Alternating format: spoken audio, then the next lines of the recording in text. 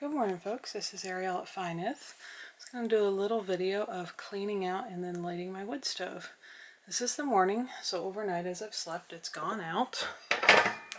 As you can see here, I believe it's probably totally cold. It's been about a little more than 12 hours since I last put wood in it. So that's what my ash looks like. It's pretty white puffy ash since I burn mostly aspen. Let's see how I can do this. I've got an ash bucket. This is originally a dog treat can. It was bright red. I don't like bright red, so I spray painted it black. It's actually easy to open if you're not using one hand. Anyway, there's ashes from the last time I cleaned it out. This is my amazing professional wood stove cleaning tool. It is a large serving spoon. Works terrific. I can scoop up all of the loose ash. You try to do this slowly so you don't make too much dust flying around your house. As you can see, there are some larger chunks of wood left in there. I kind of scoop around them. I'll just leave them in there and burn them with the next time I light it up. Kind of move them off to the side. There's not a lot of ash in here. I wouldn't actually need to clean it out, except that some people were asking, and so I thought I would make a video. So I can push everything to that side, get the loose stuff out, knock my bigger chunks back over. There you can see I'm making some dust. Get more of the little stuff on this side. And that's about it. Then I kind of spread them out so I can light my new fire. I don't know if this will show the dust swirling in the air. Wood stoves are more dirty than a lot of kinds of heating. If I was building with having a wood stove in mind from the start, I would not have open shelves in my kitchen. I would have cupboards with doors on them because of that. Anyway, let me see if I can set that on a chair and you can watch me build a fire. This is what I would do if I was going to relight my stove in the old morning. Usually get two bigger chunks, put one on that side, put one on this side,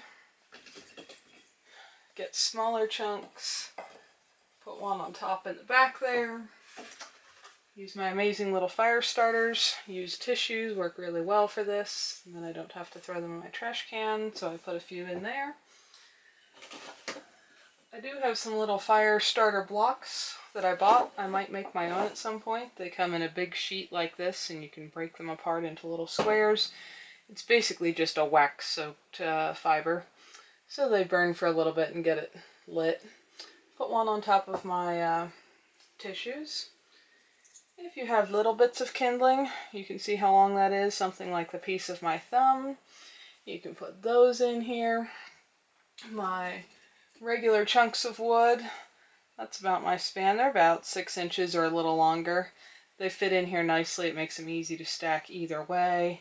You know, this would be kindling in almost any stove, but for me that's my firewood, and this is my kindling. I'll try to find some littler pieces to put across here. Try to make sure I keep like an air space between those so that it can get going well. Get a couple more flat pieces, put across this way. There we go, there's one that'll fit on that side. So, I've got air spaces between all of that. Should ventilate well. It's rainy outside this morning, so there may be a bit of a downdraft, I'm not sure. Then I use my handy little lighter here, light up my tissues. By the time they burn, they will light my little bits of wood and my starter block in there. And that should get the whole pile going. Let's move this closer here so you can see if the camera will focus. There we go. Now, I don't know if the camera will show it. You start getting a little bit of smoke leaking out the front door. So to stop that, I'm just going to close my door. I don't have it latched. It's open a a good crack there on the side so that you can get plenty of ventilation to the starting fire. I could have grabbed something and dusted the ash off the window there, and you could have seen through it a little more clearly. But you can see how easy that was to light up. It starts quickly. Now I just got to dump my ash bin. I've been using it to melt my snow drifts. Get my little dustpan and brush, clean up my ash I spilled on the hearth. That's not very hard. Refill my wood bin where I keep things like my fire starter, my wood, my tissues, my lighter, my amazing fire spoon, a glove so that I can move logs around when it's really hot and safely do so without burning my fingers. My bin is this cute little old milk crate, which I love. Go back over here to the fire. You can see it lighting up those sticks pretty well. My wood's very dry, very well seasoned, lights very easily. Let me open the door so you can see that again. Oh, that's warm. You can see with the door open you get a little smoke curling up there. That's why I don't usually do it, but after the suction of the door opening, there's no more curling up there. It's going up the chimney. If I get low enough here, you can kind of see that secondary burn happening up on the top there. All those flames that swirl around there up against the ceiling, which is pretty cool. Close my door again. And you can see how adding that suction made it flame up. You can even latch the door halfway, prop the handle like that. That gives it a good bit of suction. That's now a roaring fire.